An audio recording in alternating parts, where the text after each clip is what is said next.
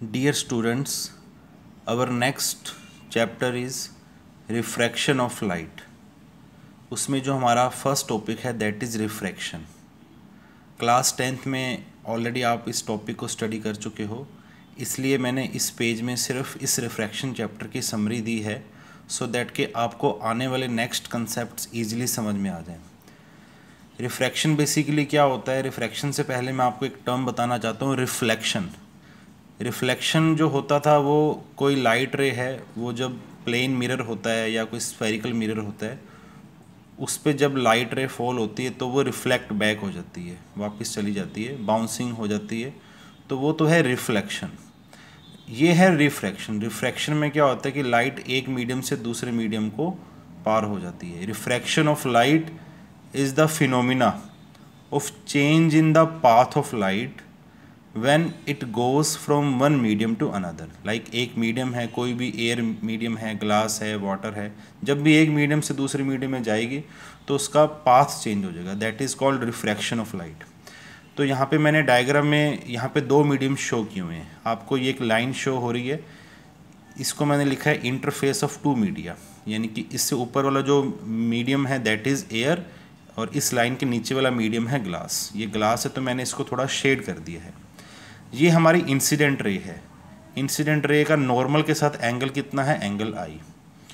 Mostly रे होती है वो इसको इस मीडियम से इस मीडियम में चली जाएगी बट थोड़ा सा पोर्शन रिफ्लेक्ट बैक हो जाएगा, तो ये रिफ्लेक्टेड रे है. जनरली हर केस में नहीं होता, लेकिन थोड़ा बहुत पोर्शन अगर रिफ्लेक्ट होगा तो ये हमारी रिफ्लेक्टेड रे है. एंड दिस इज़ रिफ्रैक्टेड रे, यानी कि इस मीडियम से दूसरी मीडियम में आई है. तो यानी कि देखो मीडियम चेंज हुआ तो इसका पाथ भी चेंज हो गया. अदरवाइज इसको स्ट्रेट जाना था इस तरह, लेकिन इसका पाथ चेंज हुआ है. तो ये रिफ्रैक्शन ऑफ लाइट का बहुत सिंपल डायग्राम है. अभी आप देखेंगे 3 के. हमारा जो ये फर्स्ट डायग्राम है इसमें आप देखेंगे ये नॉर्मल है.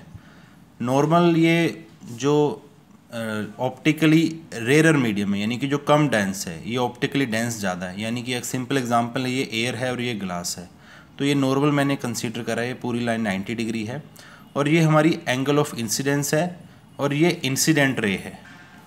सो फर्स्ट केस में है, आप देख सकते हो angle of refraction is less than angle of incidence.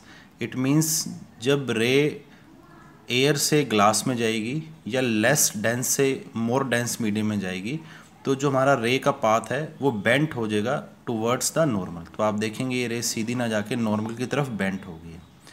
इस कंडीशन में जो हमारा सेकंड डायग्राम है, फर्स्ट डायग्राम में तो देखो ये एयर है, ग्लास है, मैंने ए और जी से मेंशन करा है. सेकंड डायग्राम में ये ग्लास से एयर है, यानी कि जब ये ऑप्टिकली डेंस से रेयर डेंस मीडियम, लेकिन जिसका मीडियम में डेंसिटी कम हो, उससे जब ये रे ऑफ लाइट आ रही है तो आप देखेंगे इंटरफेस पे हमारा जो एंगल ऑफ इंसिडेंस है उसके बाद जो एंगल ऑफ रिफ्रैक्शन है वो ज़्यादा है. क्यों? क्योंकि ये हमारा इसमें मीडियम है एयर मीडियम. एयर मीडियम में ये क्या होगा कि इसकी जो डेंसिटी कम है इससे, तो ये अवे फ्रॉम द नॉर्मल, उससे दूर हो जाएगी. तो इसमें देख सकते हैं angle R greater than angle I. Third case हमारा ये है कि अगर वो एयर से ग्लास में आ रही है, अगर वो सीधा 0 डिग्री एंगल पे आ रही है एकदम नॉर्मल के साथ साथ, तो वो बिना रिफ्रैक्ट हुए एकदम सीधी चली जाएगी. एंगल इसमें आई भी 0 होगा, एंगल आर भी 0 होगा. ये 3 बेसिक केस हैं जो हमने क्लास 10 तक भी स्टडी करे थे. उसके बाद लॉज ऑफ रिफ्लेक्शन है. Laws of reflection basically 2 laws है, लेकिन एक एडिशनल लॉ मैंने फर्स्ट लॉ आपको इंट्रोडक्शन देने के लिए और नॉलेज के लिए मैंने आपको बताया. वो क्या है? Whenever light goes from one medium to another, ठीक है, ये तीनों केस है, कुछ भी ले सकते हो. The frequency of light and phase of light do not change. अब फ्रिक्वेंसी क्या होती है, फेज क्या होती है, आपको पता है, ये चेंज नहीं होंगे. How ever the velocity and wavelength of light changes. Light की जो वेलोसिटी है वो चेंज हो जाएगी और लाइट का जो वेवलेंथ है वो चेंज हो जाएंगी. सेकंड हमारा जो लॉ है, the incident ray, refracted ray and normal to the interface of the point of incidence all lie in the same plane. तो आपको ये इजी रहेगा, इसलिए मैंने यहाँ पे ये पॉइंट बता दिया. सेकंड लॉ बड़ा इजी है, 10th में भी स्टडी करा था. थर्ड लॉ जो था वो हमारा था Snell's law. The ratio of the sine of the angle of incidence and the sine of the angle of refraction is constant for a given pair of media, यानी कि sine I upon sine R that is constant.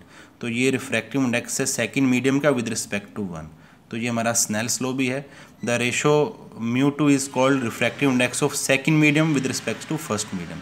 Refractive index mu का एक formula हमने और additionally study करा था, speed of light in vacuum, speed of light in media.